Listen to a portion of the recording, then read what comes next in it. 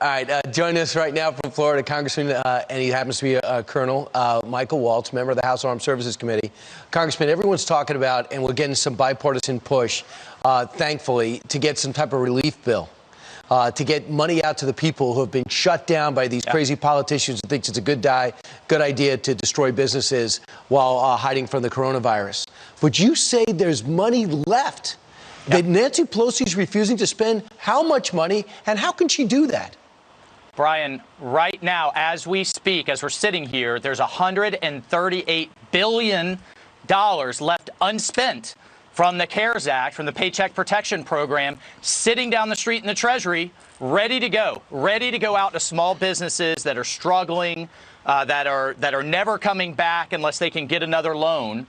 And Speaker Pelosi will not authorize those businesses to take another bite at that apple. Again, already spent money, already appropriated, ready to go right now. Yet she is standing on her all or nothing, my way or the highway, $4 trillion of progressive wish list or nothing. She could bring that to the floor today to have that vote and get it signed, to get it out to small businesses who are struggling so badly. She absolutely could, but you know what she's doing. Instead, they're going to talk today about legalizing at the federal level pot, and also about big cat ownership. House Minority Leader Kevin McCarthy says nothing for small businesses, nothing for reopening schools, nothing on battling the pandemic, just cannabis and cats, Congressman. That's it. That's what your Congress is voting on. Remember the manufactured postal crisis that she was able to bring everybody back on a Saturday. Yeah. Yet we haven't voted on a defense bill. We haven't voted on coronavirus relief, another round of stimulus, paycheck protection to authorize to businesses opening schools and helping with additional PPE. None of that can get voted on, but this stuff can. Yep. So down in Florida, all of our friends that live down there that have school-age kids are just praising the governor because he says, I am not going to shut down schools. Listen to this. Closing schools due to coronavirus is probably the biggest public health blunder in modern American history. That the evidence has been remarkably clear since the spring that closing schools offers virtually nothing in terms of virus mitigation, but imposes huge costs on our kids, on our parents, and on our society. Lower taxes, happy people, sunshine, and schools are staying in session.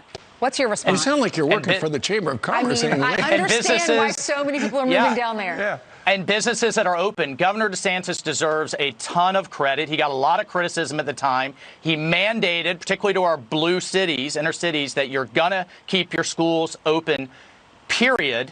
And it was absolutely the right call. And then we're seeing in areas like, for example, Northern Virginia, that is locked down at schools and is 100% virtual, you have an 80% increase in failing grades. Kids are already falling behind. Now they're even falling further behind.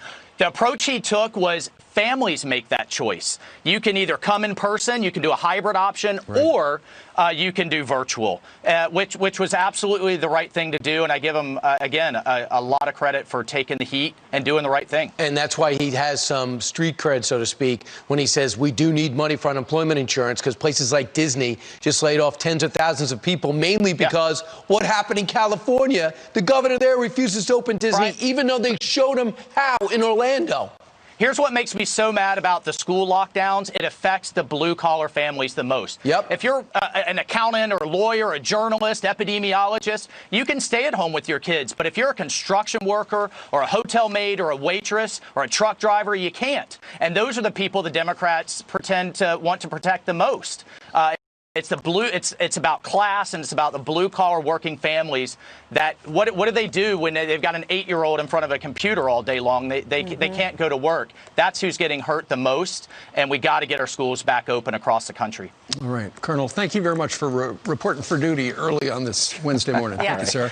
All right. I salute all of you. Thanks so much. Thank you.